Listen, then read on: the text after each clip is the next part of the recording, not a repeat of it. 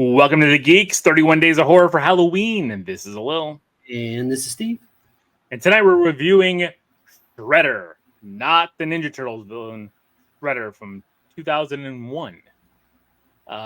This movie is about an exclusive, secluded ski resort up in the Rocky Mountain summit where brutal slashing and beheadings and a whole bunch of nonsense happens because of somewhat of a haunted ski resort. I don't know. I don't think there was any haunting going on. Well, but you had these not haunted. They weren't ghosts, but they were townspeople that were taking out people. So this stars maybe one or two people you might have heard of. I mean, Scott, I think it's Wenger is how you pronounce his last name, but Aladdin Steve from Full House.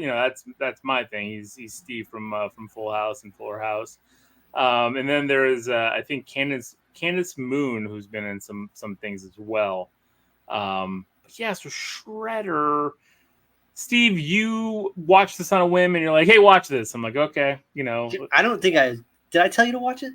You did. I think I do the same thing, Steve. Like, I'll watch something that's a horror movie, and I'll be like, to make this worth it, let's review it because same thing, it's terrible. So we do that quite a bit. Yes, we do. So, Steve, what did you think of Shredder? Shredder, for me, really quickly, I think the one problem this movie had, the main problem is the budget. I actually think the premise is pretty. We'll talk about it, but I think this got some pretty good highlights, but budget led to a lot of other problems, like the actors they hired and screenwriters and such. But either way, it gets a sidekick for me. It's not a 0. I think that it has some good ideas and some actually pretty decent kills for how low budget it is, but it's not good. So I think I'm giving it a sidekick, despite itself. I think the filmmakers did some pretty cool things. So I'm teetering on the low sidekick for all those same reasons. I think there was acting, two scenes in couldn't particular. get over the acting. Couldn't get over the acting, but I mean, it felt like a throwback to 80s. This would have, 80s had a lot of ski type movies, and they even did a spoof one with Hot Tub Time Machine where they were at a ski resort, right? And you flash back to the 80s where it was the 80s type of movies, Ski Patrol and all those kind of movies. This felt like it was in that same vein, but even though it came out in the 2000s, it felt 90s to me. Everything was very extreme, radical, that kind of definite 90s. The music, especially the punk music score here, which I actually have a CD with a couple of these songs on it. I was surprised they had some of the music they had. Yeah, but they weren't bands that kind of took off. That's why. It's borderline bands that it's hey, we could float you $1,000 and they'd be happy to take it. Nothing wrong with indie punk, but that's kind of what it was. So low sidekick from me. Spoilers.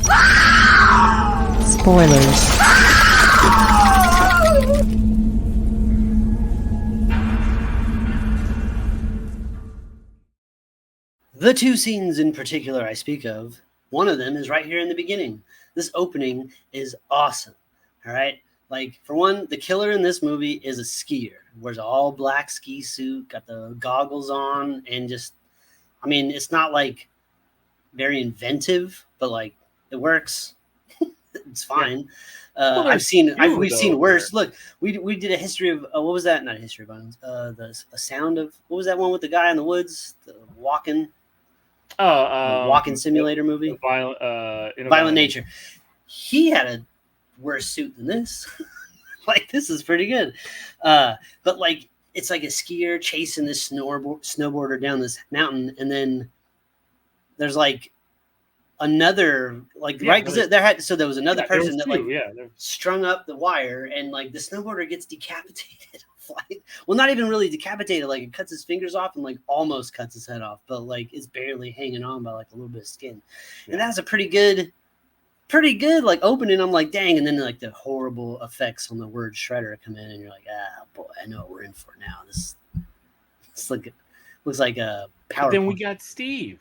I mean, He walking in on his girlfriend in the shower, and like a little bit of quick boobs in the shower. Like, well, and there's other. You see it when there's you said quite a bit of boobs. I was gonna say when you said 2 scenes, I was like, well, there's the boob scene, there's the 2 sex scenes, and I thought that's where you were going with. No, those are good too. Those definitely help keep it out of low sidekick territory for me. But it's yeah, so we get that. Then I guess my problem here is also it's like I guess they try to establish this group of friends. And this group of friends doesn't make any sense. They don't have good chemistry. No, not at all. You got and the ADR on the extreme guy with the camera is awful. He sounds different than anybody else, and he is awful. Like yes. He is. I felt bad for him dying, especially because he was a virgin and he called that out, But it was so bad. He was so weirdly like you were talking about, like that is extreme. Like he felt like I was watching, like what was that? The ESPN, like the X Games. X Games, like the X Games, like the first X Games, where they had like nobody who was a broadcast person just talking about, yo, dude, this everybody, even the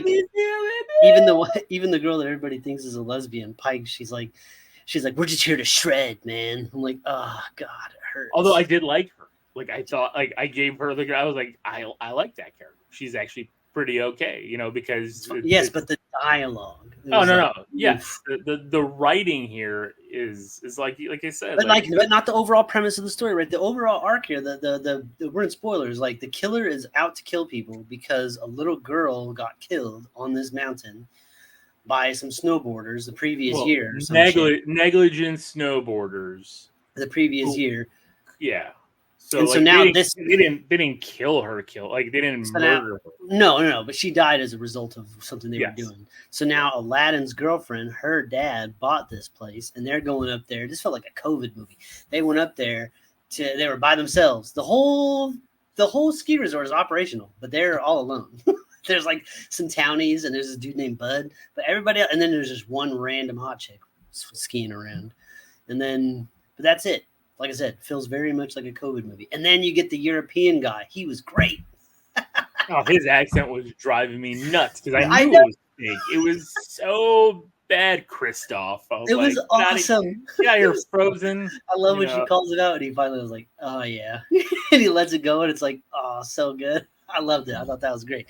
It's the second scene was when the killer skier gets on the ski lift with the one girl. And they're like fighting on the ski lift chair, and then she kicks him off, and like I'm like, holy shit, like she's gonna live, but then she fucks up when she gets off, and her scarf gets caught in the chair, and she's hanging. Well, but he tied it. Sure, okay, so he did get the last laugh, but like she's hanging there from the thing, and then like a couple of minutes later, like it's like Steve and his girlfriend are on the hill there, and like they're talking to somebody on like a walkie-talkie, I think, and then in the background, she fucking comes flying past as like a dummy. I thought that was fantastic because it was just like boom, boom, boom, boom. It's like that was chef's kiss. I was like, that was awesome, wonderful shot, good shit. Yeah, and that right there, hold it right up. And they had a brutal killing before that. It was like the number 2 snowboarder in the world, man. He was going boarding by himself, and I actually like this little kind of like secluded like cave thing, like that he like went into. Like it was always like you always had those in horror movies, right? Where it's like the lair, It was cool, and he gets stabbed with an icicle right through his chest. Like it was gigantic icicle. I was like, yeah, it's pretty good. I mean, like they did some pretty cool practical effects. I think where they spent the money there, right? Because some of the practical effects looked really good. The wire in the beginning, they were filming these people doing a lot of like it was like an extreme sports movie kind of like they were filming a lot of snowboard stunts and skiing stunts and stuff like that. So I think they just lacked it, and they even had a really good story, like a whodunit. Like the whole movie, I was convinced it was this Bud dude. Yeah. But I also kind of, when the daughter was first introduced, I was like, oh, it's probably her though. They're gonna do like that switcheroo. But then I kind of really started to lean on Bud. And then they did the switcheroo. It was pretty good. Yeah. For sure. And, we have a cop there that shows up, and, like, he's a pervert. Like, he's grabbing the one girl's butt. He's like, you guys got to get out of here. Make sure you leave in the morning. He's like, squeezing her. It's terrible. But he gets it, too. He gets killed immediately. Yeah, he gets knifed in the neck. That was a good. And then Bud gets it, too. Bud gets his head completely removed from his body by the wire at the end. Yeah, because he skis right into one of the wires that was set up. So, I mean, like that. It's funny because he was kind of one of the guys, but he wasn't. And so basically, I like when fucking fake Kristoff gets killed in the hot tub with a shovel. That was good too, which was right after he convinced Aladdin's girlfriend to cheat on him. Yeah. Well, I mean, she wanted to. Like, that's the thing. I hated her so much. I wanted her to die. Like, and she lasted a lot longer than she should have. Well, right. The whole movie was trying to get you to think that Aladdin should be with Pike, and that's how it does kind of end up. Except you think there towards the end that Pike's dead because again, that little car wreck, and she's laid out. And then they have this crazy finale with one of the worst special effects I've ever seen. Like they're fighting the girl that's revealed, I'm the killer. And they're doing the fight. And then Pike's back to life. And now she's coming in. And they knock this girl into like a wood chipper. No, it was a plow. It was a plow. It was like an ice plow. It was an ice shredder. The shredder. Is that what it was? I was like, is that what it's called? The shredder? The shredder. And then but like the effect of her going into that and turning into the red mist was terrible. It was like a screen wipe. Like she was just right in there. I had to rewind it a few times. Like, wait, look at this. Look at her go. She's right in there like a magnet, like a jet engine. Yeah, and that was not good. Yeah, and then they go off happily ever after. Yeah, to a sweet ass '90s punk song. Look, the movie's not great.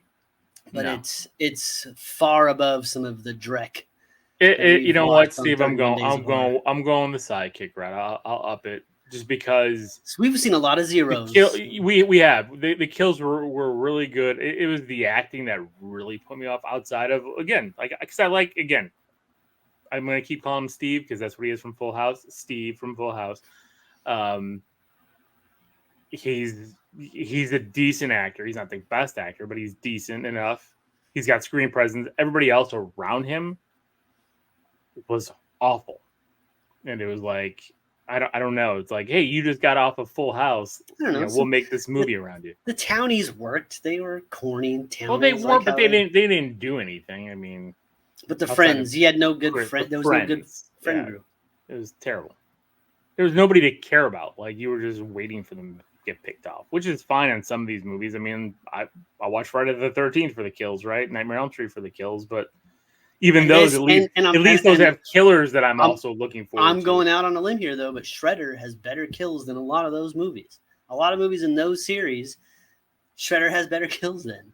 Like some of those. Hard. It's hard because there's Jason's killed like 180 people. Well, you know what? Of course he's gonna have. That was a blasphemous comment. Especially when I'm wearing a Nightmare on Elm Street. It should be walked back, which I'm going to do now. Okay, I'm saying that the kills in this movie belong up there. I could easily see any of these kills in any one of those movies. I agree with you because they were inventive.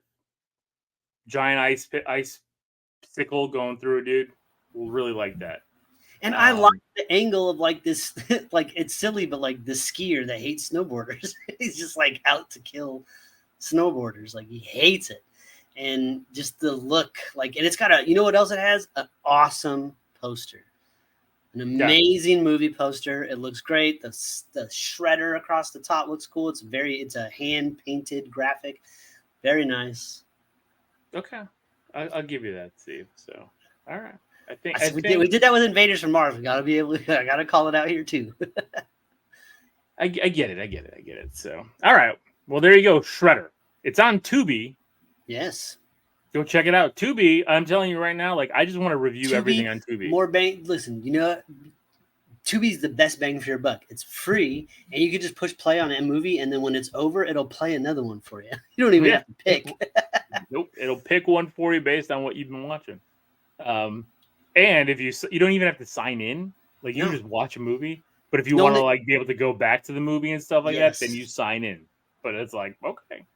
Yeah, I don't know. Like I'm telling you, like I was going through the Tubi library and I'm like, Steve, I could see us reviewing every single one of these and just being like a Tubi specific like podcast, YouTube show. Like just go through everything on Tubi because there's some ridiculous stuff on Tubi. There's some classic good stuff on Tubi, and there's some classic bad stuff on Tubi. So it's like you get a plethora of everything. They have like low budget movies. Yeah. You know, big Hollywood productions. They have it all. Yeah. Runs the gamut. And it has commercials, but so does everything fucking else now. Yep. I mean, hey, and this is free. So, all right. Well, that's it for tonight. Thank you for listening. This is Lil. And this is Steven. Until tomorrow night, everybody, keep it creepy.